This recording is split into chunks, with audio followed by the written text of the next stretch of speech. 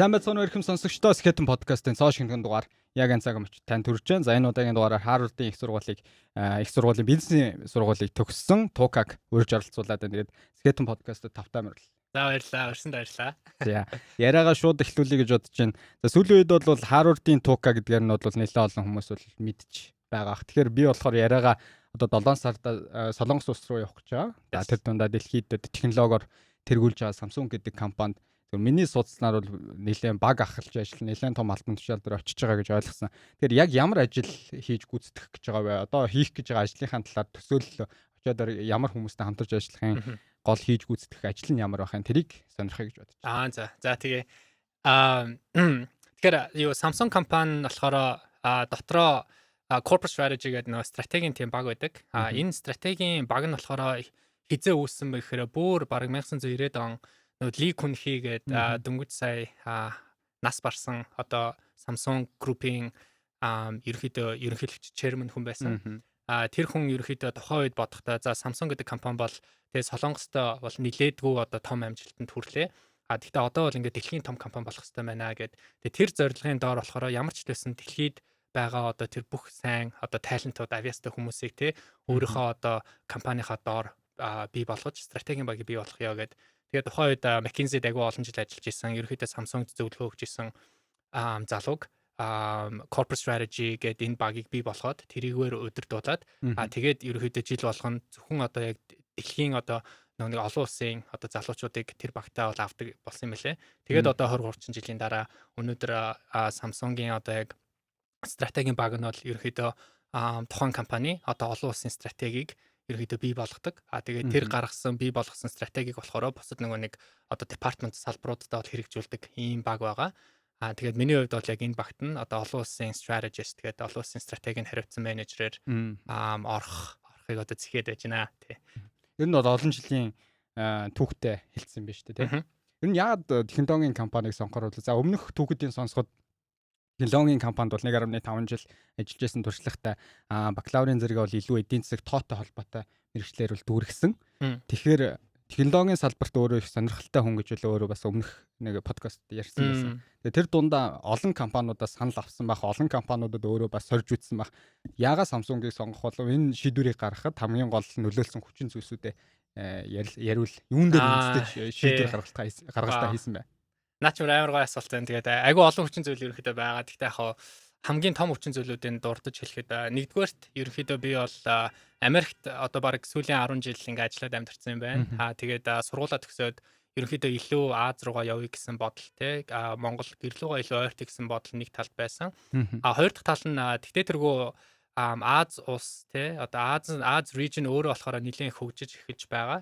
Тэгээд Америк улс бол яг нэг үедээ бол ингээд супер хежемони байсан тий. Тэгтээ одоо ингээд сүүлийн хэдэн жилүүд ингээд хараад байхад бол одоо өмнөд Солонгос ч юм уу ингээд Хятад, Сингапур ингээд тухайн улсууд нь бас нэлээд их хөгжингөө болж байгаа. Тийм ч учраас ажлын том бас ингээд боломжууд энэ Азийн энэ одоо region-д бас агиух гарч ирж байгаа учраас хүмүүс агиух тийшээ бас хушуурж байлээ. Тэр хоёрдугаар гуравт болохоор чиний түрүүн хэлсэн шиг одоо миний өмнөх бизнесийн сургуульд явахаас өмнөх одоо ажлын туршлага маань дандаа хөрөнгө оруулалт төслийг санхүүжуулагч тэгээд гарааны бизнес гэдэг иймэрхүү чиглэлүүд илүү ажилладаг байсан. Тэгтээ ингээ одоо хараад ахаар нэг тийм айгүй том тренд байна л да. Тэр тренд нь юу вэ гэхээр дэлхий дээр хамгийн том үнэлгээтэй компаниуд одоо дандаа технологийн компаниуд болсон байгаа.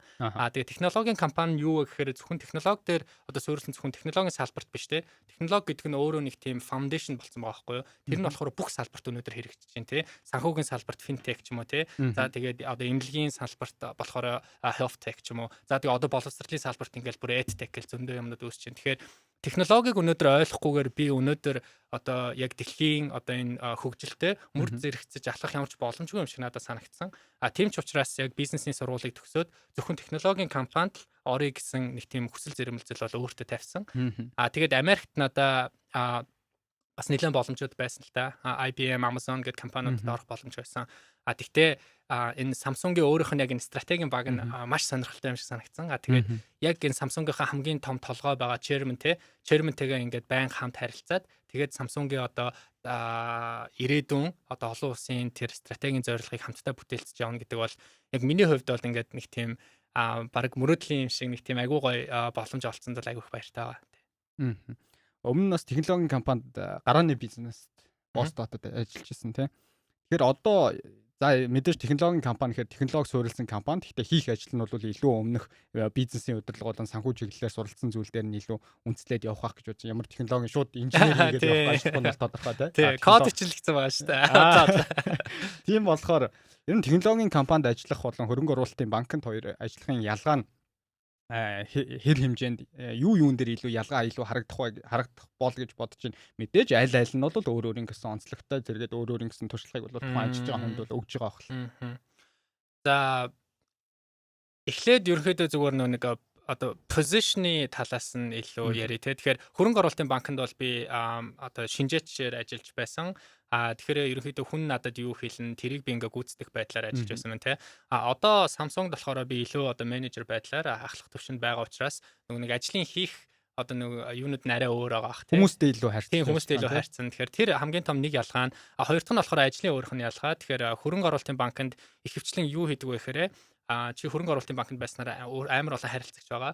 Тэр харилцагчтай болохоор ингээд янз бүрийн нэг одоо хөрөнгө оруулалтын санхүүгийн үйлчлэгнүүд үзүүлэн те. Одоо mergers and acquisitions ч юм уу ингээд хоёр компани хоорондоо нийлэхэд тэрнийх нь бүх үнэлгээ гаргах ч юм уу те. Эсвэл ямар нэгэн компани одоо хувьцаат болох IPO хийхэд нь тэрнийх нь артлах үнэлгээг бий болгох ч юм уу. Эсвэл том бонд гаргахад нь тэрнийх нь артлах одоо үйл ажиллагаа хийх ч юм уу те. Нэг тиймэрхүү төрлийн дандаа санхүүжилттэй холбоотой төслүүд дээр ажиллаж байгаа хөрөнгө оруулалтын банкнд ажилладаг хүн. Одоо Samsung дээр би юу хийх вэ гэхээр одоо тэр санхүүгээс хамаагүй өөр юмнууд ерөөдөө хийх гээд байгаа. Тэгэхээр Samsung-ийн хамгийн том департамент буюу хэлцэн болохоор Samsung Electronics гэдэг байгаа. Тэгээд Electronics-ын дотроо ерөнхийдөө 3 хуваагддаг тий. Нэг нь болохоор бидний сайн мэдэх одоо смартфон тий Samsung Galaxy гэл. Хоёр дахь нь болохоор нэг Samsung-ийн бүх зурагт дээр байгаа зураг таблет эднэр. Гурав дахь нь болохоор бидний сайн мэдэхгүй гэж магадгүй. Тэгтээ Samsung-ийн бас хамгийн стратегийн ач холбогдолтой нэг салбар байдаг electronics дотроо. Тэр нь болохоор хагас дамжуулагч буюу semiconductor business. Тэгэхээр энэ гурав дээр би илүү тулж ажиллана гэсэн үг. Тэгэхээр энэ гурвын одоо жишээ нь за смартфон гэдэг авах юм бол за смартфон өнөөдөр одоо Galaxy хинтээ өрсөлдөж байна гэхээр iPhone-тэй жишээ нь өрсөлдөж байна премиум маркет дээр. Middle market дээр болохоор Huawei-тэй ч юм уу те. Тэрнээс доош lower market дээр болохоор Xiaomi-тэй ч юм уу те. Тэгэхээр энэ хүмүүстэй би өнөөдөр яаж Samsung Galaxy-г ямар стратегиэр явах вэ те. Тэрнийх нь operation system нь ямар байх юм. Доошоо орж байгаа тэр нэг tech stack нь ерөөхдөө хэр байх ёстой. За тэгээ region-гээр энэгтгэхт өнөөдөр би Samsung-ыг нэг номерын борлуулалттай болгохын тулд юу хийх ёстой вэ? Маркетинг дээр би яаж ажиллах ёстой вэ? Bottom line яаж сайжруулах вэ? Борлуулалтыг хэрхэн ихсэх вэ гэдэг энэ бүх стратеги дээр нь ажиллана гэсэн үг. Тэгэхээр хөрөнгө оруулалтын банктай харьцуулахад ингээд шал өөр болчихж байгаа байхгүй юу? Тэгээд зөвхөн нэг л харилцагчтай. Одоо миний клиент зөвхөн Samsung л гэсэн үг те. Хөрөнгө оруулалтын банкнд болохоор миний клиент болохоор бүх өөр одоо компаниуд байсан тий. Өмнө Монгол хүн яг ийм Samsung том технологи яг Samsung-ийн хувьд баг ахалж ажилласан ингээд шийдвэр одоо chairman-тэй ойрхон ажиллаж байгаа гэдэг нь шийдвэр гаргалтанд бол нэлээд ойрхон ажиллана гэсэн үг шүү дээ. Тим туршлагатай ажиллаж байсан өөр хүмүүсийн түүх байгаа юм болов уу? Бараг анхных болж байна уу? Samsung компанид бол бараг анхных болж байгаа хаа тий. За тэгвэл ямар ч гэсэн одоо хөрөнгө оруулалттай холбоотой нэлээд томоохон шийдвэрүүд гаргах төвшөнд ойрхон ажиллах юм чинь Монголдоо бас ямар боломжууд авах нь те дараа дараагийн бас залуучуудаа боломжийг боломжуудыг нээж өгөх зорилготой бас Монгол нэг хүн ингээд эхний хаалгыг нээж өгч ийн гэж би бол хувьдаа харж байна. Тэр талаас бол баяртай. За одоо мэдээж Harvard гэдэг сэдвэр бол орохгүй байж болохгүй. Тэгээд Harvard гэдэг сэдвэр оръё. За Harvard-ийн MBA буюу одоо монголоор болохоор бизнесийн сургуулийн бизнесийн удирдлагаар магистрийн зэрэг хамгаална гэж байна. Хүн болгон мэдээж MBA хийх шаардлага угаасаа байхгүй. Тэгэхээр ямар зорилготой ирээдүйнхээ карьерийг юу гэж хүсэж байгаа хүнд энэ хөтөлбөрийг илүү санал болгох вэ? За бизнесийн удирдлага гэдэг нь ерөнхийдөө нэлээд тийм нэр хүндтэй тийм програм байгаа. Тэгээд ерөнхийдөө ирээдүйд нэг 2 3 төрлийн хүн байд юм шиг надад санагдтiin. Тэгэхээр нэгдүгээр төрлийн хүн болохоор одоо тухайн салбартаа нэг 3 4 жил ажиллаад тэгтээ илүү нэг доод төвшөнд те ингээд ажиллаж байгаа. Одоо ингээд гоё менежер болоод илүү ингээд манлайлах шин чанараа одоо тэр чадруудыг ингээд авъя гэсэн хүн ерөнхийдөө одоо бизнесийн удирдлах руу сурахаар явдаг. Тэгээ бизнесийн удирдлагад 2 жил сурахтаа болохоор тэр манлайлах шин чанаруудыг аваад ямар нэгэн компаниг олон талаас харах тэр үнцгийг тэр мэдлгүүдийг авсныхаа дараа буцаад одоо салбартаа очиод тэгээд одоо менежер болдог байгаа. Хоёр дахь төрлийн хүн болохоор тухайн салбартаа бас нэг тодорхой хэмжээний ажлын туршлагатай болсон. Тэгснэ одоо болохоор тэр салбартаа ингээд нэг жоохон нэг дуртай биш болсон тий. Одоо би ингээд нэг өөр салбар руу нэг pivot гэдэг чтэй өөр салбар руу pivot хиймээр байна. Тэр бол чинь миний жишээ байхгүй. Би одоо санхуд байснараа одоо технологи руу pivot хиймээр байна тий. Тийм pivot хийхийг сонирхсан хүмүүс ихэвчлэн бас яг MBA дээр очдог. Яг тэгвэл чи топ MBA програмд орсноороо нөгөө employer тал те нөгөө тал чинь зөндөө олон топ компаниуд болохоор яг тэр MBA төгссөн хүмүүсийг л ингээ авах гад хүлээгээд байж байгаа байхгүй юу. Чам нэг жишээ хэлэхэд Samsung компани одоо энэ стратегийн баг гэдэг байгаа. Стратегийн баг нь болохоор жилд нийт 15 хүнийг авдаг. Дэлхийн яг топ 15 MBA-с нэг хүнийг шилж авдаг. Тэгэхээр би болохоор энэ жил Harvard-ын бизнес их сургуулийн одоо Samsung-д орж байгаа нэг хүнийх нь тэнд нь орж чадсан байгаа. Тэгэхээр нөгөө нэг MBA-д явснараа өөрөө амар том ажлын боломжууд гарч ирдэг байгаа. Тэг 3 дахь буюу хамгийн сүүлийн шалтгаан нь бол ерөнхийдөө одоо Монголд жишээ нь ингээд байгаа залуучууд маань те шууд ингээд гадаадын том компанид орё гэхээр нөгөө нэг замнал нь нэг тийм жоохон арай жоохон ойлгомжгүй ч юм уу бэрхшээлтэй байдаг. Тэгэхээр нөгөө MBA-гээр дамжиж гадаадад бас нэ те ажиллаж гадаадад одоо туршлага хөрвүүлэх боломж олддог байгаа. Тий. Өөрөө чи хувьд болохоор Harvard-ын яг энэ бизнесийн сургуульд яг MBA хамгаалсан 6 дахь төгсөгчтэй Монголоос. Монголоос яг Монголд ихтэй сургуулаа төгсөөд яг энэ Harvard-ын шалгууруудыг хангаад явсан хүн одоогор бол байхгүй бах тий. За би би тэрийг сайн мэдэхгүй байна. Гэхдээ what I can tell you чамд юу хэлж чадах вэ гэхээр Монголын одоо сургуулийг төгсөөд их сургуулийг төгсөөд Монголдо зөвхөн ажлын туршлага хөрвүүлээд тэгээ гадаадын одоо топ MBA програмд орсон зөндөө залуучууд байгаа. Магадгүй яг Harvard-ын бизнесийн сургуульд ямар нэгэн шалтгаанаар ороогүйсэн байж магадгүй. Тэгтээ өөр том програм те Колумбиагийн бизнес их сургууль, Чикаго эдэрт бол зөндөө монголчууд бол орсон байгаа шүү. Тим түүх бол байна. Тим түүх байна. Энэ хөтөлбөрт за Монгол одоо ихэнх нь манай сонсогч нар бол Монголд одоо ихтэй сургуулаа төгссөн залуучууд байгаа.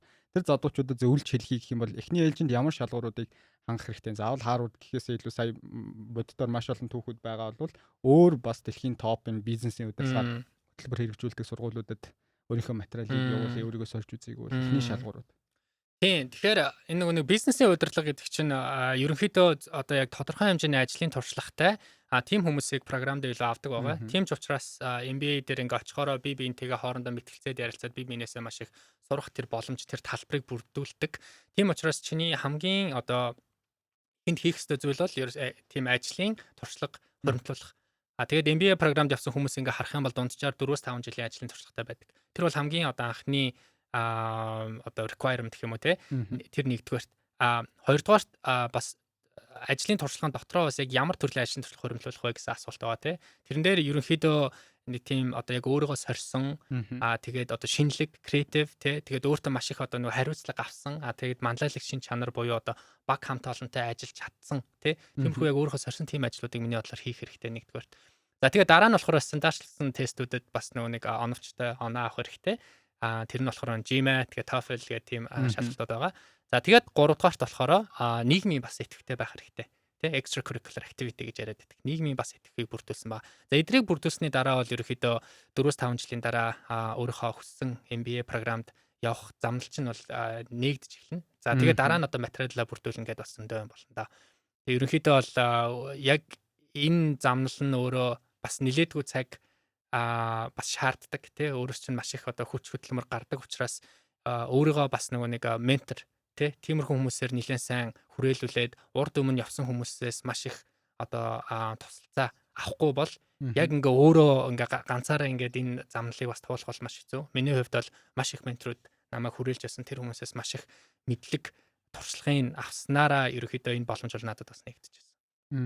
Анх MBA хөтөлбөрт өөрийгөө сорж үзье гэх шийдвэр гаргаж байгаа хэвчээ. Янз бүрийн сая менторудаас гадна янз бүрийн одоо зөвлөх үйлчлэгээ авч ирсэн болов өмнө нь яг энэ замаар явсан хүмүүсээс туршлагын ерөнхийдөө сонсоод явсан уу? Тийм шүү дээ. Тэгэхээр хоёулаа байсан. Ерөнхийдөө бол яг ингээд үннийг хэлэхэд бол менторуд эхлээд бол зөндөө байсан. Менторудаас ингээд ерөнхий ойлголтыг бол авчиж байгаа. Тэгчээ дараа нь бол бас яг энэгээр мэрэгшсэн одоо консалтинг буюу те зөвлөх үйлчлэгээнүүдийг бол авч байсан. Тэрэн дээр юу айгу бэрхшээлтэй байсан бэ гэхээр айгу үнэтэй юм бэлээ те одоо Америкт бол яг энэ маш нэг өндөр үнэлгээтэй байдаг.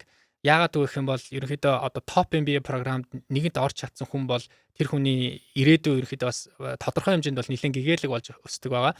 Тэгээд тухайн сургуулийг төгссөний дараа чиний дундаж цалин чинь бол жилийн бараг $200,000 байдаг те. Тэр нь одоо Монголд орчуулах юм бол сарын бараг 50 сая төгрөгийн цалин дээр ерөнхийдөө бууж байгаа. Тэгэхээр ийм том боломж руу орохын төлөө хүмүүс бас нилээдгүй их бас нэг хүч хөрөнгө мөнгө бас зарцуулж тийм байлээ. Тэгэхээр нөө зөвлөгөө үйлчилгээний байгууллагууд нь бас тэр чинээгээр айгүй их айгүй үнэтэй бас айгүй өндөр төлбөртэй бас чаржлдаг.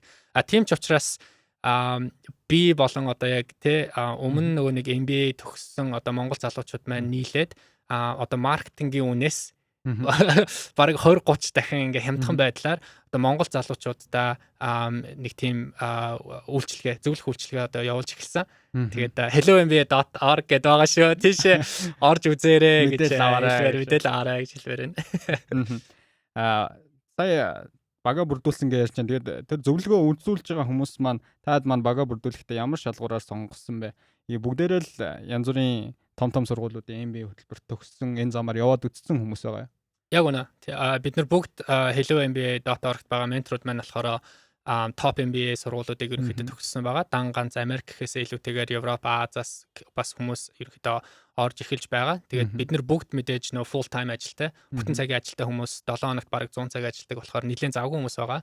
Тэгтээ бидний одоо нэг зүрхэнд те монголчууд маань бас ингээд топ MBA руу ороосаа гэсэн одоо тийм эрмэлзэлтэй учраас энэ үйлчлэгийг бол ерөөхдөө бол үзүүлж байгаа тий. Ер нь заавал Harvard-ийн MBA гэхгүйгээр бас өөр маш олон томоохон сургуулиудын MBA байгаа шүү гэдгийг бас хүмүүст өгөх зорилгоор тэгээд тэгэхгүй нөгөө өөртөө нэг бас маш том босго тавьчихсан хүмүүсээ гэсэн Harvard-ийн MBA рүү л орно. Тука орж байгаа юм чинь ягаад хийж чадахгүй гэж харж байгаа хүмүүс ба тэр хүмүүст бол нээлттэйгээр энийхийдээ бол MBA хөтөлбөр гэж юу юм яаж энд бэлтгэн гэдгээр зөвлөгөө өгч яана л гэсэн үг юм байна тий. Яг үнэ тий. Harvard-ийн MBA хөтөлбөрийн төлбөр нь хэд гэдэм бол за 2 жилийн $200,000 байгаа. Өөрөө чи төлбөрөө яаж хийсэн бэ? Зээлээр шийдсэн үү? Хувийн өмнө нь бас хөрөнгө оруулалтын банкнд ажиллаж байсан 2 жил ажиллаж байсан болохоор хуримтлал байсан уу? Хэрвээ зээлээр шийдсэн үү? Тэтгэлгээр шийдсэн үү? Зээлээр шийдсэн бол хүүн хэд гэдэм бол тий, наа чин бүр амар гоё асуулт байна. Амар практикал асуулт байгаа байхгүй тий. Тэгэхээр ер нь бол чиний сайн хэлсэн одоо all of the above гэдэг шүү. Одоо бүгднгээс нь гэсэн үг. Тэгэхээр $200,000 жишээ нь одоо монгол хүн яаж төлөх вэ гэхээр хүн болгонд ерөөхдөө 3 арга байгаа. Нэг нь болохоор чиний өөрийн хуримтлуулсан хөрөнгө. Хоёр дахь нь болохоор сургуулаас буюу одоо өөр газраас авах тэтгэлгийн хэмжээ. Тэгээ гурав дахь нь болохоор зээл гэж байгаа. Тэгэхээр миний хувьд болохоор гурвуулангийн авсан. Harvard-ийнхаа бизнес их сургуулаас болохоор 30-40% тэтгэлэг ерөөхдөө бол авсан байгаа.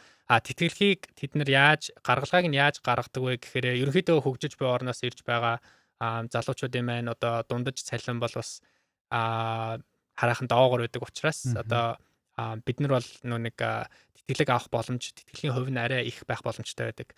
За нөгөөх нь болохоор чиний түрүүний яг хэлсэн одоо хөрөнгө оруулалтын банкнд бас би 2 жил ажилласан. Тэгээд дараа нь гарааны бизнесийн технологи компаниас ажилласан. Ингээд ерөөхдөө 3-4 жилийн ажлын туршлагаар хөрөнгөлүүлсэн бас нэг тодорхой хэмжээний хөрөнгө байсан. За тэгээд бусдыг нь болохоор яа харахгүй зээлээр бол авсан байгаа. Зээлийн хувь бол жилийн 6.5 байсан. Тэгээд тэрийг болохоор Harvard-ийн одоо Credit Union гэдэг байдаг. Тэндээс авч болно. Эсвэл чи Монголд бас нөгөө нэг зээлийн хөтөлбөрт хамрагдаж болох гэж магадгүй. Би тэгтээ тэрийг бол нэг сайн судлаагүй. Тэгээд яг олон улсын сурагчдад зориулсан тийм зээл өгдөг зөндөө олон одоо тийм эйженси хоршоонууд бас байдаг. Тэнд чи бас хамрагдаж болно. Тэр хувь нь бол миний бодлоор Harvard Credit Union-аас арай жоо их байх хэвээр. Тэр нөө риск нь өндөр болохоор тэгэхээр нэг 7.58 байгаа. Бараг ипотекийн зээл хэл юм шүү. Тийм. Гэтэ долларах штэ энэ чинь тийм. Долларах тийм. Тийм. Түрүүн хэлсэн Harvard-ийн MBA-ээр төгссөн хүмүүсийн дундад цалин бол $200,000 хэмжээнд байдаг гэж судалгаа. Тэгэхээр өөрөө чи энэ хэмжээнд одоо нууц ушвал энэ хэмжээнд ерөнхийдөө хөж очиж байгаа одоо Samsung-д орснороо. Би энэ хамаагүй лөө. Хамаагүй лөө. Тийм. За окей. Тэгэх юм бол би нэг ийм асуулт асуух гэдэг юм л та. За яг өөрчн олгож байгаа энэ боломж за цалингийн хэмжээг Монголд нэг компани өөрчн олгоё гэж бодъё л та. За окей, Тука чи Монголд ажиллаж гэхдээ манай компаниуд олон улсад тийм нэр хүнд одоохондоо гараагүй байна. Тэгээ өгье. Тэгээ Тука ажиллах уу гэвэл одоо яг ямар сонголт хийх вэ? Окей. Би ч яг үнийг хэлэхөө. Би зүгээр тал үнээр ирнэ шүү. Тал үнээр ирнэ. Тий. Одоо санал болгосон цалингаас одоо цалингийн одоо талыг л надаа өгчих юм бол би Монгол шууд нэрнгэсэ. Ер нь Монгол компаниудаас янз бүрийн санал ирж байна уу? Одоохондоо би өөрөө нэг хайгаагүй байгаа. Гэхдээ ганц хоёр санал бол ирсэн. Гэхдээ ерөөс нэг тийм сериосны бол ерөөсөө хүлээж аваагүй. Тэгээд ерөнхийдөө маркет дээр хүмүүс намайг нөө Samsung руу явна гэж мэдж байгаа учраас бас тий. Гэхдээ ерөнхийдөө 2-оос 3 жилийн дараа бол би нөгөө нэг өөрийнхөө одоо what's next гэдэг чтэй тий. Дараачихаа шатыг бол нэлээд нээлттэй байлгая гэж бодож байгаа. Тэгэхээр хувийн үднээс бол мэдээж Монголдо одоо хувь нэмрээ оруулах бол маш их сонирхолтой байдаг. Тэгэхээр Монголд хэрвээ маш гоё боломж хэрвээ олдох юм бол би үргэлж одоо өөрийнхөө эх орныг бол нэгдүгээр тавина гэж боддог. Маш гоё харилцаа нь одоо манай Монгол компани удирдлагыг харж байгаа юм бол Samsung-ийн тэр санал болгож байгаа цалингаас тал цалингийн өгөх юм бол Тока энэ шийдвэр шууд ирнэ шүү. Бэлэн байгаа юм байна шүү.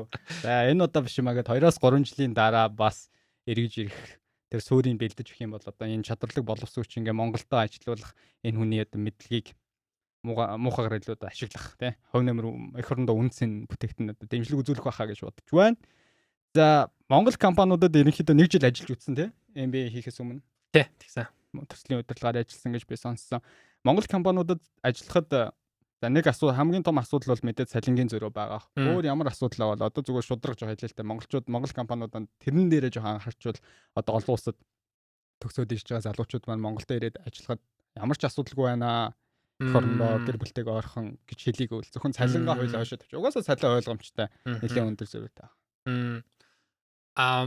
Монголд ажиллах сайн талч байсан, сул талч байсан. Тэгэхээр би ихлэ сайн талаас нь эхлэе гэж бодоор байна. Сайн тал нь чиний түрүүний хэлсэн яа харахгүй номер 1 бол ерөөсөө л одоо гэр бүл тий анд найзууд тэгээд би өөрөө Монголд мэдээж өсч төрсөн тий Америк явахаас өмнө дандаа Монголд байсан учраас Монголыг ерөөсөө орлох газар бол ерөөсөө байдаггүй юм бэлээ. Тэгэхээр одоо миний амьдралын хамгийн одоо ажлын туршлагын гэх юм уу те хамгийн кайфтай, хамгийн гоё байсан үе бол ерөөсөө яг Монголд ажилласан 1.5 жил байгаа.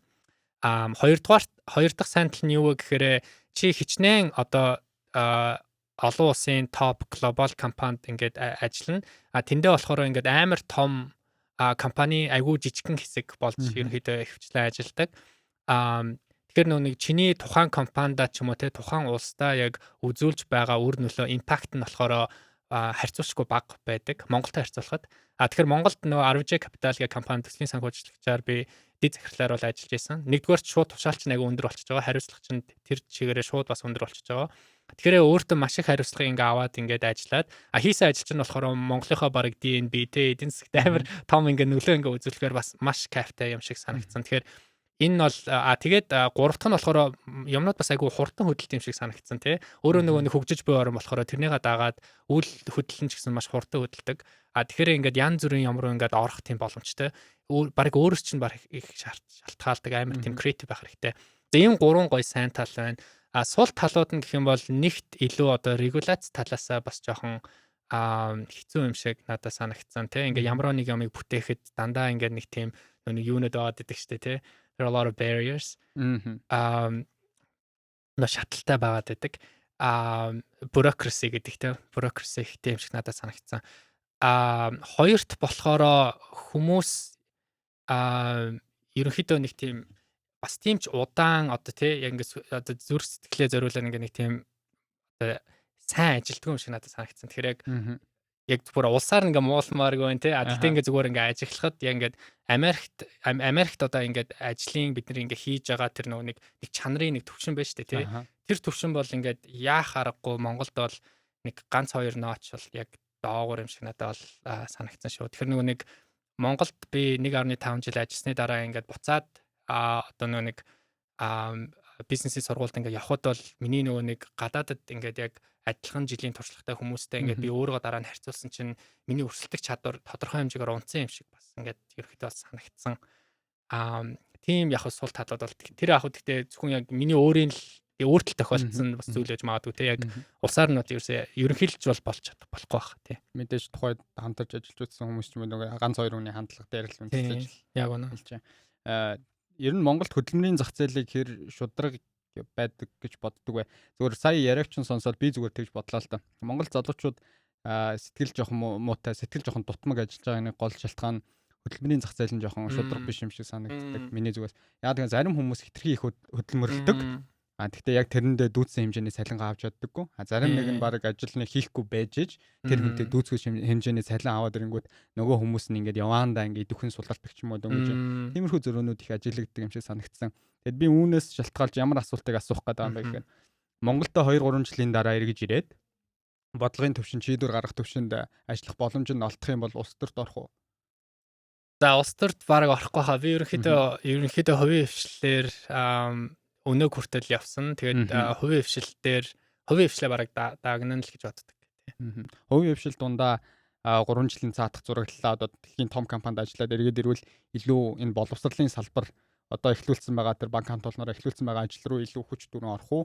Арай өөр зүйлийг харж байна. Хоёулаа ингээд 4 жилийн цаатах тэр нэг гоё мөрөөдлийг яриа л.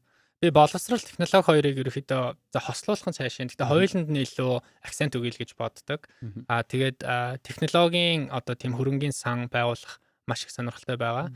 Тэгээд технологийн сан байгуулснараа яах вэ гэхээр одоо яг ашигт малтмалж тий одоо тиймэрхүү нэг хандлага ихтэй тийм dependent улсуудад ерөөхдөө хөрөнгө оруулалтын сан бий болгож тэгээд эдийн засгийн солонгочлуулах тиймэрхүү ажил хөрөнгө оруулалтын сан гэдэг нь юу гэсэн үг хэрэг нэг дижитал трансформац тий дижиталын шилжилт ерөөхдөө хийх тэр нь болохоор салбаруудын хувьд бол технологийн салбарыг бол хамгийн ихээр барьж аавна гэж боддог тэгээд боловсрал дээр ерөөхдөө зөндөө олон бодлого. Гэхдээ өнөөдөр хоёлаа энэ талаар ярих хэрэгтэй юу юу гэж бодож байна. Дэндүү их болно гэж юу. Товчхон хэлвэл ер нь өөрийн харж байгаа. Би боловсрал дээр бас ингэж өөрийнхөө хувь нэмийг оруулмаар байна гэж харж байгаа зүйл байв. Тийм тэгвэл товчхон хэлэх юм бол яг боловсрал яг өнөөдөр миний харж байгаа өнцгөөс ингээ харахаар ерөөсөө айгуу дотмог байгаа. Энд гэхдээ зөвхөн Монголд ч бас ерөөхдөө дэлхийд даяар яагаад гэвэл одоо Америк улсыг ингээ жишээ авах юм бол боловсралд оюутнууд нь нийт одоо 1.5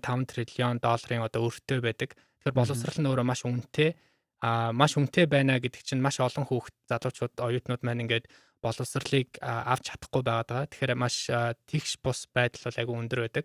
Хоёрдугаарт одоо яг тийм чанартай сайн боловсралыг авъя гэхээр тэр нь шалгуур нэгдүгээрт маш өндөр. Хоёрт тийм ч утгаараа маш үнэтэй байгаа учраас ерөөс нь 1%, 2% нь л одоо сайн сургууль руу явж чаддаг. Тэгээ бусад 98-99% нь болохоор яг нөгөө хүртээмжтэй боловсролыг жишээ нь авч чаддаггүй тий. Тэгэхээр эднэрийг яаж одоо өөрчлөх вэ? Тэгээ гурав дахь дутмаг нь юу вэ гэхээр боловсролын нэг л төрлийн нэг тийм хэлбэр яваад байдаг модаль гэдэг. Тэр модаль нь яадаг вэ гэхээр багш орж ирэнгуутаа нэг лекц уншаал 50 минут лекц уншингуутаа гараа авчдаг. Тэгэхэд ерөөсө тэр хүүхдүүд ингээд нөгөө personalized ямар ч тийм нөгөө хандлт байхгүй байгаад байгаа байхгүй тий. Зарим хүүхдүүд болохоор яг хүнтэй ингээ хоорондоо ярьж мэтгэлцэж тэгж сурдаг. Зарим хүүхдүүд болохоор ямар нэгэн байдлыг видео графикаар үзэж сурдаг ч юм уу тий. Хүүхэд болгон заавалчгүй одоо багшийн хэлж байгаа юмыг одоо сонсч ийж сурахгүй штэ. Тэгэхээр нөгөө нэг модалууд нь ерөөсөө өөрчлөгдөг байгаа. Тэгэхээр энэ гурвыг миний бодлоор өөрчлөх хэрэгтэй. Монголд ч гэсэн энийг нэлийн өөрчлөх хэрэгтэй гэж боддог тий. Энийг бол шийдэл нь миний бодлоор технологи. Тийм технологи гэдэг нь жоохон дэлгэрүүлээд ирвэл ямар технологиуд одоо чинь өөрөө ч үзэж харсан бас олон улсад айл үжээ хэрэгжээд эхэлсэн байгаа технологиуд байгаа шүү дээ. Амжилтаар хэрэгжээд эхэлсэн.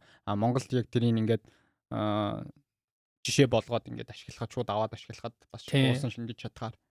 Хамгийн ганц хоёр жишээ хэлэхэд эхнийх нь бол одоо MOOC гэдэг байгаа. MOOC гэдэг нь болохоор Massive Online Open Course гэдэг. Одоо тэр нь бидний мэддэг Coursera, Udacity, edX эдрэгээ тий. Эднэр нь яадаг вэ гэхээр өөрийнхөө одоо технологийн платформ болохоор хоёр талтай. Нэг тал дээр болохоор одоо үзэгчд тий. Нөгөө талд нь болохоор одоо нэг тэр контентыг бий болгож байгаа одоо сургууль багш нар байгаа. Тэгэхээр иймэрхүү байдлаар нөгөө нэг контентуудыг бэлдснээрээ энэ MOOC нь болохоор маш үнэтэй одоо сургуулийн тийм чанартай хөтөлбөрүүдийг маш хямдхан үнээр ерөөхдөө дэлхийд даяар байгаа хүмүүст ингээд нөгөө нэг хүртээж байгаа байхгүй юу? Энэ болохоор технологийн аргаар шийдэж байгаа нэг шийдэл. Хоёр дахь нь болохоор түрүү нөгөө нэг modality-г болохоор өөрчилж байгаа. Одоо хиймэл оюун ухаан болон технологиг ерөөхдөө ашиглан хүүхэд болгонд одоо яг зориулсан өөрийнх нь нэг personalized тийм одоо хичээлийг заах одоо боломжууд гарч байгаа. Тэгэхээр энэ боломжууд нь Америкт бол ерөөхдөө бас нэлээд хөгжсөн юм байлээ. Тэгээ гуравт болохоор чинь компаниуд чинь одоо Baijiu гэл компани байна те энэтгийн өнөөдрийн хамгийн өндөр үнэлгээтэй одоо education боловсролын гарааны бизнес. Тэгээд өнөөдрийг бол 10 тэрбум доллар босгоцсон ард нь бол Bill Gates, Zuckerberg гэдэг ерөөхдөө байгаа тийм компани байгаа. Энэ компани нь болохоор яадаг вэ гэхээр яг одоо нөгөө химэл оюухан дээр ингээд толгуурлаад тэр хүүхдэд одоо хамгийн хүртээмжтэй хүрэх байдлаар яг тэр боловсролын контентыг бэлдэж өгдөг тийм жишээ нь компани байгаа байхгүй юу. Тэгэхээр ийм байдлаар бол миний бодлоор бүгд өөрчлөгдөн. Одоо альтернатив ерөнхийдөө боловсрал Монголд ч гэсэн орж ирэх байх гэж бол бодож байгаа. Тэгээ алитийн баг зах зугаас нь ороод ирсэн юм шиг харагдаад байгаа шүү дээ. Томж өдрөгээ тий. За баярлалаа.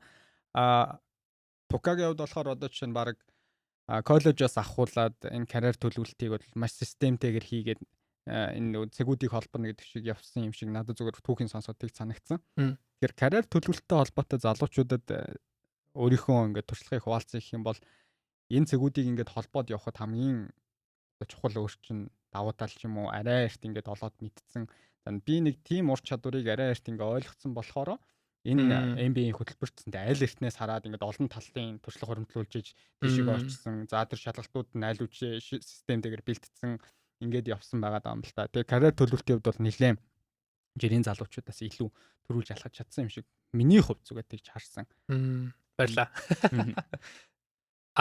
Давуу талуудаа илүү тэгэхээр миний бодлоор за өөрийнхөө одоо яг давуу талыг ярих гэж хэцүү үү те. Гэхдээ өөрөөсөө илүү хүнээр маш ихээр одоо өөрөө хүрээлүүлж чадсан.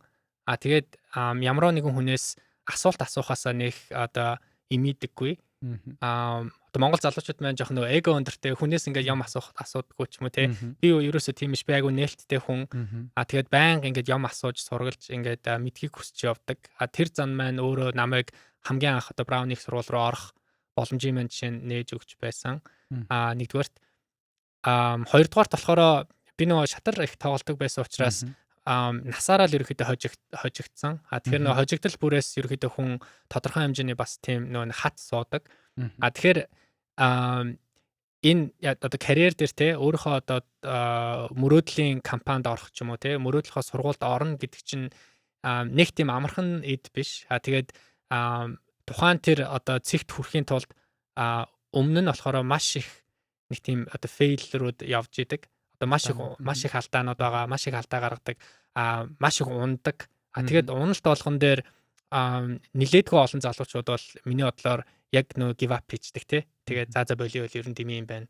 За зүгээр л хамгийн одоо ойрын хоёр жишээ ингээ авахад вау одоо тэгвэл амар гоё MBA руу явъя гэж нэг боддог те нэг залуу. Тэгэн гутаа за юу хэрэгтэй мэ гэсэн чинь тэр GMAT гэдэг оноог нөхөстэй байна. Тэгэл GMAT гэдэг номыг хараад oh my god хизээч уусаа энийг авахгүй маань тэгэл ерөөхдөө баг бууж гэж байгаа. Зарим хүн болохоор 2 3 сар ингээ бэлдээл GMAT-ийнхаа шалгалтыг өгсөн чинь өөрийнхөө одоо өгсөн оноог авч чадаагүй. Тэгэн гутаа ингээ буугаад өгчдөг ч юм уу те. Тэгэхэд тэр цэгүүд дээр бол би хизээч бууж өгдөггүй нэгдүгээр. Хоёрдугаар болохоор нэг ажлын бууж өгдөггүй цэгүүд дээр ингээ очиод яг юу нөлөөлдөг вэ? За окей би бууж өгч болохгүй шүү гэдэг нэг сэргээдэг юм байгаад шүү. Тэр сэргээдэг юм нь болохоор ерөөсөө л нэг хитийн төлөвлөгөө ирээдүйд одоо Тука гэдэг хүн 5-10 жилийн дараа хаана хүрэх ёстой вэ гэдэг тэр цэгийг маш их одоо боддог.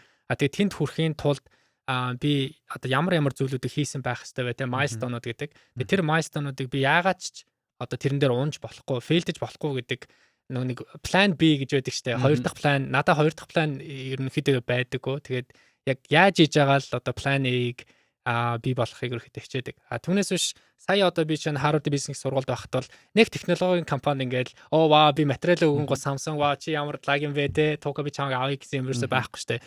Технологийн компанид би баг бүх компаниудад эхний жил бол нэг татгалзаа хариу авсан. Samsung намайг эхнийхээ жил ерөөсөө юунд ч ураагүй. Ярилцлаганд ч ураагүй, миний материалыг ч үзээгүй.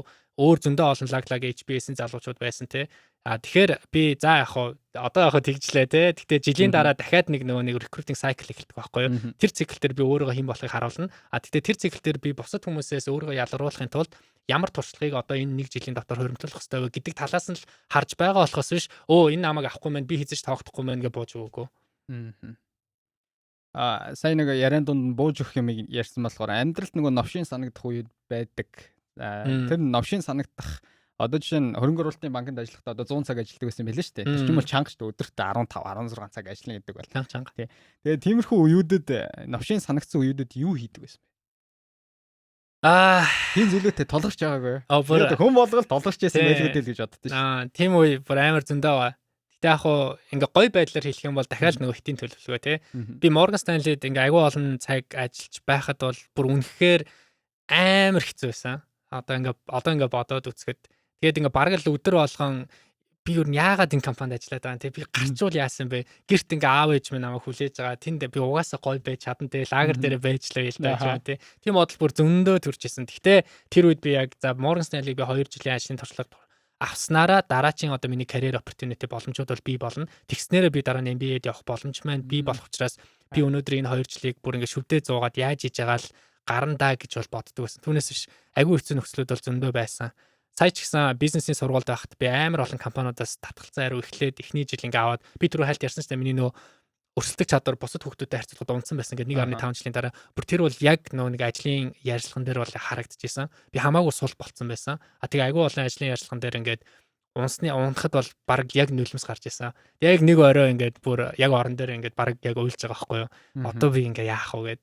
Тэгэл яг тэр үед чинь би $200,000 одоо тий яаж хийж яагаад $200,000 босгоод Harvard-ын бизнесийг сургуульд явцсан байгаа. Тэгснээ амар их өндөр зээлтэй. Тэгээ энэ зээлээ би төлж чадахгүй буцаад Монголд ирэх юм бол яах вэ тий? Ингээд амьдралгүй ч юм уу тий. Тэгэхээр би зайлшгүй ажилд орох хэвээр. Тэгээ технологийн ажилд би орох хэвээр. Тэгвэл тэгэл одоо шүтээ зоох хэсрээ арахгүй гэл. Тиймэрхүү байдлаар л юм байсан дөө. Зээл одоо тэр сорилтууд бол эргээ хөшүүрэг болж шээ. Ирээд баг тийм зогсохгүй би угаасаа надад сонголтгүй сонголт байна тий. План бий байхгүй. Алд нь гарах явах хэрэгтэй гэдэг сонголт тий. Одоо эсрэгээр нь би асууя л да амьдралын хамгийн гоё оргил мөчүүд одоо энэ олон карьерийг ингээл ер нь бол сорилтууд л байгаа даа шүү дээ. Одоо түүхийч сонсоход бол энэ олон сорилтуудын ард ингээд навшийн мэдрэмж байсан байна. Эсэргээрээ амьдралын хамгийн гоё тэр оргил мэдрэмжийн тухай яриач. Би тэр үед одоо ингээ хизээш мартдаггүй тэр мэдээг сонсоод юм уу нэг юмны ард гарчаад юм уу. За тэр бол яг нь Red Dalio номон дээрээ хэлж ирсэн. Тэгээ Red Dalio юу гэж хэлсэн бэхээр та хизээ ер нь хамгийн их баяртай байдаг бэхээр яг нөгөө нэг одоо result те яг тэр result монголоор гэдэг чинь үр дүн. Яг үр дүн авах үедээ их баярлтгүй эсвэл тэр процессэнд их баярлтгүй гэдэг. Миний хувьд манай хүн болохоор процессэнд илүү баярлдаг гэдэг байсан. Би ч гэсэн процессэнд илүү баярлдаг. Үр дүн авлаа. За Harvard бизнес сургуульд орлоо гэдэг чинь имэйлийг уншин штэ. Тэгээ шууд оргил төрн те. Вау, өста 2 минут. Oh my god. Can't believe. Ямар гоё юм бэ. Тэгэл болчихж байгаа байхгүй юу. Тэгтээ чиний caption яг үндэ үр дүндээ байсан те. Чи тэр бизнесийн сургуульд бэлтгэхдээ баг 3-4 жил бэлдсэн, материалаа 1 жил ингээд баг бүрдүүлсэн, хэсэгээ битсэн, резюме гаргасан. Тэр процесс болгон тэр чи жижиг кайф аваад явуулсан. Дараа нь тухайн сургуульд би тэнцээгүй байлаа гэхэд шал өөр тука болоод өнгөрцөн байдаг.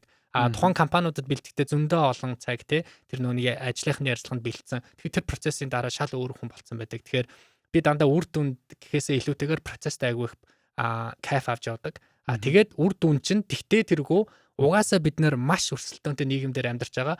Тэгтээ тэргүй чамаас өөр зөндөө олон одоо дүгнэлтүүд гарч ирэн чи татгалцсан хариу бол бүр left and right баруун зүнгөө угаасаа аавн те. Харин процесстэй чи кайф авч чадж байгаа байх юм бол хизээ нэгэн цагт нэг оргилт бол гарч л таараа.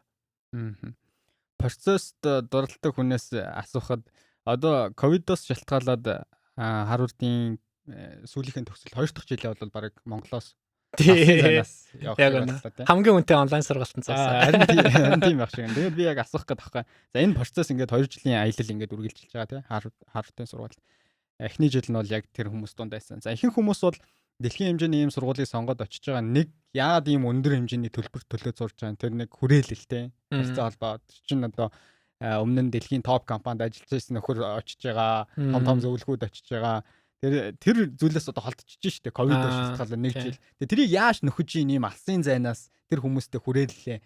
Боломж нь хэрэг одоо чадах чинээнд л тэр үнд зүйлийг бас хичээлээс хажуугаар авахыг л оролдсон штэ тий. Тэгээ яах вэ? Тиймэрхүү тэр бол одоо яах аргагүй сорилт байлаа. Тий одоо сорилт байлаа тий. Гэхдээ энийг бас нөгөө талаар нь өөр өнцгөр хараад бас боломжоор харах бас боломжж магадгүй. Хичнээн чичээгээд тэр нөгөө гой хүрээллийг чи авч чадахгүй штэ. Одоо зайнаас бол. Тэгтээ яг би эхнийхээ жил бол зөндөө олон найз нөхдөдтэй болоод тэр хүмүүстэйгээ бол тэгээд төгснөхийн дараа ч гэсэн олон жил нөхөрлөн гэж бол бодож байгаа. Тэгтээ Монголд ирснээрээ бас ингээд хажуугаар нь бас зөндөө олон гой нийгмийн идэвхтэй үйл ажиллагаануудад хийсэн. Тэгээд энэ үйл ажиллагаануудыг би магадгүй Бостонд байх хугацаанд ч юм Америкт байх хугацаанд бол хийх боломжгүй байсан. Харин Монголд ирснээрээ те иймэрхүү гой боломжууд гарсанд нас айгүй их баярлалтай. Тэдний нэг нь бол одоо энэ нөгөө Hello MBA одоо үүсгэн байгуулад явж байгаа. Нөгөөх нь болохоор яг яад ингээд айгүй гой контент одоо гаргаж байгаа. Тэр нь болохоор нөгөө нэг Америкт байгаа ч юм уу одоо ингээ гадаадд байгаа амар гой ажлууд уг нь байдаг байхгүй юу? Одоо программing одоо яг нөгөө product manager, бүтээгдэхүүний менежер ч юм уу те. Эсвэл хөрөнгө оруулалтын банкнд ажиллаж байгаа хүмүүс ч юм уу. Эсвэл зөвлөх үйлчлэгээ байгуулах McKinsey-д ажиллаж байгаа хүмүүс ч юм уу. Энэ талаарх мэдлгүүд ерөөхдөө Монголд айгүй хомс байдаг. Тэгээ хүмүүс нь яаж орох тэр нөгөө нэг процесс эдрийг бас сайн мэддгүү те. Тэр хүмүүст ингээ буцаад амар гоё entertaining байдлаар түгэж бид нар контент чинь гаргаж байгаа ч юм уу те. Зөндөө олон Монголд ингээд амар гоё хийх юмнууд ингээд санаа төрөөд ингээ байж байгаадаас амар бас боломжийг бас арай өөр өнцгөөс харж нэг талаар айгүй сэтгэл хангалуун байж штэ те. Оюутан баг эхний жилдээ хэр их шоуддаг. Би яагаад энэ асуултыг асууж байгаа юм гэхээр нөгөө альбом бус уулзалт гэж байдаг шүү дээ тий. Одоо гадаадад бол монголчууд ч гэсэн төлхөө одоо ашиглаж байгаа. Зарим зүйл чинь нөгөө ширээний ард суугаад ярьдаг зүйл гэж байна. Хүмүүс нөгөө ширээний бус нөхцөлд шоудж явахдаа бас арай өөр ингээд хүмүүс чинь нэг бизнес эхлүүлсэн ч яах шиг зарим нь хөрөнгө оруулалт тохиолдлууд байдаг. Энэ соёлын талаар яриач. Харвардын эхний жил хэр их шоуд уу? За хангалттай шоудаж ер нь бол чадаагүй харамсалтай байна. Тэгтээ бол тодорхой хэмжээнд бол мэдээж гарч орсон байгаа. Харвардад ерөнхийдөө сургуультай орчоод тэгээ сургуулаа төгсөөд буцаад яг нөгөө нэг сургуульд орохоос өмнө ажиллаж ирсэн ажилдаа эргээд орох гэж байгаа залуучууд байдаг. Тэр хүмүүс болохоор ерөөсөө одоо ажил хайх ямар шаардлагагүй. Тэр хүмүүснээс хамгийн их парт иддэг хүмүүс те. Гэтэ тэргөө нөгөө нэг ажилд орох гэдэг тэр стресс нь байхгүй болохоор тэр хүмүүс нь бүр амар гоё. Зарим хүмүүс нь болохоор гэтэ тэргөө аав ээж нь ч юм уу те мангар том компани захирал группүүдийн захирал хүүхдүүд байгаа. Тэр хүмүүс гэтэ тэргөө за Харвардад ирчээд 2 жил тэр манлайлах шин чанар дээр л сайн төгж байгаа. Тэн гутаа төгсөн гутаа одоо аав ээжийнхаа том компанийг өвлж аваад тэгээ тэрэндээ ингээ гүйцэтгэх захирал болоод явах. Угаасаа тийм зурагтай зөндөө хүмүүс байгаа. Тэд нар бас амар фарт байдаг. Тэгэн гот 3 дахь төрлийн хүмүүс гээд миний төрлийн хүмүүс байгаа байхгүй юу. Бүр ингээ нөгөө ажиллаа бүр pivot хийгээд шал өөр салбар руу ингээ орох гээд байж байгаа хүмүүс те. Тэгээд нөгөө ажилд орох үгүй нь ингээ бүр амар тийм бүрхэг. Тэгээ энэ хүмүүс чинь болохоор парти арай жоохон бага. Тэгээд нөгөө ажилд орох процесс нь чи сургуульд оронгууд 1 сарын дараа эхэлдэг байхгүй юу. 9 сард сургуульд ороод 10 сард рекрутинг буюу ажилд орох процесс эхэлдэг. Тэгэхээр чиний ерөөхдөө өдрийн нэлээхэн цаг тэр нэг ажилд орох бэлтгэлд бол явагдаж байгаа. Тэгтэл мэдээж хажуугаар нь гарч орох тохиолдол байна тий. Нойрол хасна гэсэн үг. Ер нь бол тий. Ер нь бол давуу талтай өстэй тэр уулзалтуудын. Тэглүү яах вэ? Тий. Мэдээж хүрээлэлээ тэлэх боломжуудыг өгч байгаа тий. Монголчуудыг ер нь хэр хүлээж авч гин одоо нэг үеэ ботход монголчуудыг илүү таньдаг болсон бах олон хүмүүс сураад ингээд үе таалгын нэгээд явж байгаа болохоор сургууль дээр оо тий сургууль дээр Харвард дээр за Монгол гэхээр энэ хэр хүлээж авч тий нэх Монгол гэдэг талаас нь өөрийгөө нэг тэгж амар одоо зар сурталчлаагүй гэх юм уу те яг Монгол гэдэг чинь одоо identity те тэр бол яг миний нэг хэсэг тэгтээ тэргөө тэгтээ өөр тэрэн дээр ингээд нэмээд нөгөө миний ажлын туршлага эднэр бас байгаа тэгэхээр хүмүүс надтай харьцахдаа за Монголын талаар бол мэдээж ингээд сонирхож асуун те тэгтээ бас илүүтэйгээр ерөөхдөө миний илүү ажлын туршлаган дээр илүү их ярьдаг байсан. Тийм үү чи одоо хөрөнгө оруулалтын банкнд ажиллаж байсан мó тийшээ одоо ингээ яах вэ ийх вэ тэгвэл ямар гоё ингээ санаанууд байна те. Одоо Монголд ерөөхдөө ямар төрлийн ингээ төслүүдээр ажиллаж байсан бэ ч юм уу те. Түүнээс биш нэг тийм вау чи ингээ Монгол юм уу гэдэг нэг тийм амир шал өөрөөр харьцаад байгаа юм бол ерөөхдөө бол миний бодлоор бол байхгүй. Тэгээд бас шал өөрөөр бити харьцаасаа гэж бас би боддог ерөөхдөө. Яг л ингээл бүгдээрээ л дэлхийн өнцөг болон бүрээс ирсэн ингээ хүмүүс байгаа те. Тэгтээ зорилго нь болохоор нэг ерөөсөө ирээдүйн гоё манлайлагч болохыг хүссэн хүмүүс байгаа. Тэгэл өөрсдийнхөө нөгөө нэг difference-үүдийг те юунуудыг хажуудаа тавиал тэгэл яг нэг зорилготойроо хамтраал ажиллаж байгаа хүмүүс. Сурж байгаа хүмүүс. Цаашдаа одоо Харвардын Тука гэж хэлбэл нэлээд олон танигдаад байгаа болохоор цаашдаа Харвардын Тука гэж олон танигдахаас илүү ямар байдлаар өөрийнхөө брендийг үүсгэе хүмүүс танигдъя тэр чиглэл рүү би илүү үнэт зүйлийг бүтээмээр байна гэж харж байгаа бай. Яг үнэ. Тэгэхээр наач амар асуултаа. Тийм тэгэхээр Harvard гэдэг чинь ерөөсөө зөвхөн сургууль шүү дээ, тий. Тэгэхээр эцэг биш шүү дээ. Эцэг ерөөсөө биш. Яг ингээд зүгээр conduit тий. Нэг хэсэг байгаа. Ирээдүйд бол яг технологи тэгээд технологи дотроо бол би илүү яг semiconductor хагас дамжуулагч за тэгээд яг одоо смартфон, tech stack гэдэр дээр илүү тулгуурлая гэж бодож байгаа. Тэгэхээр яг технологийн талаасаа одоо яг стратеги гаргадаг одоо team expert specialist team хүн болъё гэж хүсдэг. Тэгээд хажуугаар нь бол мэдээж бас боловсролыг үргэлж авч явж тэгээд одоо нийгмийн маш их идэвхтэй байхыг бол хичээдэг. Тэгэхээр Тэгэхээр ирээдүйд бол за Тукагийн гот за ямар нэгэн одоо технологитой холбоотой, технологийн стратегтэй холбоотой, дижитал шилжилттэй холбоотой иймэрхүү ерөөдөө салбаруудад Тука байгаасаа гэж би боддог нэгт. За хоёрт болохоор ерөөдөө яг боловсролын чиглэлд яг энэ MBA гадаадын топ сургуулиуд руу ерөөдөө явхад яах вэ гэдэг дээр бас намайг удаас ойл гэж. Яг энэ хоёр дээр л илүү байгаасаа гэж бодож байна. Нэгэнт би үнэт зүйлтэй холбоотой асуулт асуусан болохоор яг миний амьдралд энэ гурван зүйл байхгүй бол би одоо жишээ нь энэ бол амьдрч чадахгүй гэж үзье гэх юм бол тийм гурван зүйлийг нэрлэе гэвэл юу байж болох вэ? Амьд амгүй хамаагүй. Илүү л одоо үнэт зүйл рүү хүндсэн асуулт асуух хэрэгтэй. За үнэт зүйл гэх юм бол нэгдүгээрт гэр бүл миний хувьд л айгуу чухал. Би тэгээд айлын бас отхон хүү болохоор хамгийн бага нь болохоор аав ээжтэйг айгуу ойрхон өссөн. Тэгэхээр гэр бүл миний хувьд бол яхаарахгүй номер 1. Хоёрт болохоор намайг хүрээлж байдаг анд нөхөд. Тэгээд миний одоо менторуд байгаа. Тэгэхээр нэг энэ хүмүүс байхгүй байсан бол би ямар ч цэгт баг хүрэх боломжгүй байсан баг. Тэгэхээр энэ хүмүүстэй маш их талархаж явдаг. Тэгээд энэ хүмүүс байхгүй байх юм бол би бол өөрийгөө л ямар ч үн сэнгүй гэж бодож байна. Хоёрт. За тэгээд гуравт бол миний одоо зүгээр их орон юм болов тий. Тэгээд ерөнхийдөө Монгол их орондоо л байхыг хичээдэг хүсдэг тий. Тэгэхээр энэ гурван зүйл байхгүй байх юм бол би өөрийгөө тодтогч чадахгүй хаа. Одоо Солонгос явсан ч бас хэдхэн цагийн нислэг юм чинь ойрхон их орондоо асуудал байх тий. Яг үнэ. Гурван үнэт зүйл мэдээж энэ гурван үнэт зүйлдээ хэр их цаг зарцуулж байгаагаас бас яг бодит амьдрал дээр хэр хэмжээнд хэрэгжиж байгаа гэдэг нь илүү тодорхойлогдох бах. Энэ гэр бүл, найз нөхөд за тэгээд энэ их орон гэдэг зүйл бол арай нэг өргөөрэй тэсэд болохоор би тэрийг орхиж. Ажлынхаа хажуугаар, ачааллынхаа хажуугаар гэр бүл, найз нөхөдөө хэр их цаг зарцуулж байна. Мэдээж маш олон хүмүүсээс ингээд зөвлөгөө аваад өөрийнхөө карьерийг ингээд зэгүүдийг холбоод ингээд шатууд явж явах хугацаанд зэрэгээрээ бусад хүмүүст хэрхэн үнцэн өгч чадчихин, таньдаг болон таньдаггүй. Тэр хүмүүст хэрэг цаг гаргадаг байна. Зөвлөгөө өгөх тал дээр юм уу? Тэр хүмүүст дэмжих тал дээр. Аав ээжтэйгээ би агиох цаг зарцуулдаг. Аав ээж хоёр маань хэдийгээр надад ингээд чи одоо ингэ хэрэгтэй, тэг хэрэгтэй, чиний дараачин цэг энд байх хэрэгтэй гэж бол зөвлөдөггүй. Харин миний хийсэн шийдрүүдийг аав ээж хоёр маань дандаа агиох дэмжиж явдаг. Тэгээд би өөрийнхөө гаргасан одоо амьдралд одоо чухал гэсэн бүх шийдрүүдээ ерөөхдөө аав ээжтэйгээ хуваалцаж явдаг. Тэгээд чинь Morgan Stanley-д ажилладаг байхдаа агүй олон цаг ингээ ажиллаад орой одоо өөрийн 1-2 гээл таран тийм гутаа манай амьдрдаг гэр болохоор нэг 20 минутын зайтай байсан. Тэгээд 20 минут нэг алхаж явахдаа дандаа ээж руугаа өдөр болгон залгадаг байсан.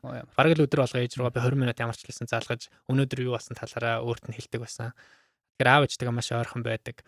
Хоёрдугаарт менторуудтайгаа бас их ойрхон байдаг. Менторудаас би зөвхөн одоо менторуд маань хэрэг болсон үед л би зөвхөн залгадаггүй те. Зүгээр үед нь ч гэсэн би дандаа ингээ менторуд би одоо ингэж байгаа шүү, тэгж байгаа шүү. Та одоо сайн байна уу? Та юу хийж гин те.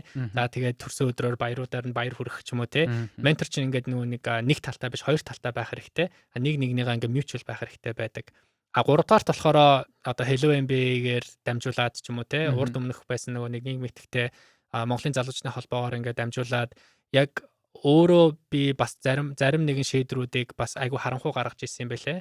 Тэгээд зарим нэг шийдрүүдийг хэрвээ мэдээлэл тухайн үед надад бас хангалттай байсан бол маш амар аргаар тэр мэдээллийг аваад маш их зовхгүйгээр жишээ нь нэг цэгт хүрэх боломжуудыг бол одоо чинь надад бол зөндөө байсан. Тэгэхээр бид нар тэгтээ тэргүй юм хэцүү аргаар одоо өнөөдрийн цэгт хүрсэн байгаа учраас бидний дараачийн үе бол их шаардлагагүй. Тэгэхээр тэр хүмүүст илүү одоо амар арга өөрсдийнхөө мэдсэн сурсан туршлагаа бол хуваалцахыг маш их хичээдэг.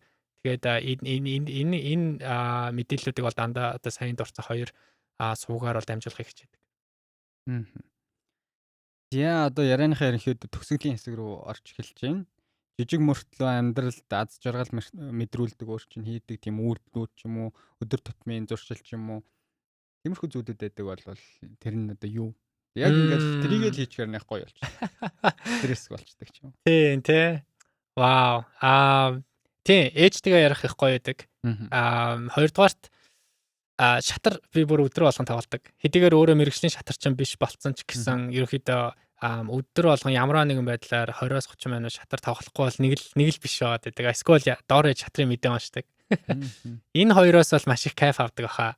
Нэг кайф гэхээс илүүтэйгээр зүгээр яг нэг өдөр тутам хийх ёстой зүйлүүд нэг бодохч бараг шаардлага байхгүй. Тэгтээ тэргүй хийгдэж л байдаг зүйл ба. Ухамсаргүйгээр шүү. Тий, ухамсаргүйгээр тий. Unconscious гэдэг шүү дээ тий.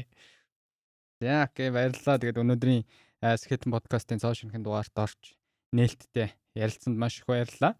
Тэгээд утгагүй 7 сартаа багтаж явах гэж байгаа лөө. Тий, одоо энэ сарын сүүлээр яв. Тий. 28-ны нислэгт багтчих гал байна. Ерөнхийдөө хугацаатай гэрээ байгуулсан байгаа юу? Сайн нэг 2-3 жилийн дараа бас би нээлттэй орхий гэдэг ярианд гарсан. Ерөнхий өөрийнхөө төлөвлөгөө Samsung-д эхний нэг 2 жил ажиллаад үзье гэдэг карьерийн төлөвлөгөө гаргачаад байж гэнэ үү? Тий, өнөө ерөнхийдөө хугацаатай гэрээтэй байгаа. Тий. 2 жилийн хугацаатай байгаа. Тэгээд тэрний дараа юу болохыг харъя да. За баярлалаа. Тэгээд яг энэ дугаар дээр би ингээд дугаараа хийж хата баг подкастынхаа ямар нэр өгөх үү гэдэг нэрээ бол олчлоо. Тэр нь бол хитийн төлөвлөгөө буюу хитийн зорилт бол маш чухал. Тэр бол ямар ч үед хүнийг зогсоодгүй зүйл юм аа гэдгийг тэр зорилгоо зөв системтэйгээр тодорхойлцсон түүндээ тууштай үнэнч байж чадвал тийм амархан буугаад өгөхгүй гэдэг мессежийг манай залуучуудад өгсөн болов уу гэж бодож байна. Баярлалаа. За баярлалаа.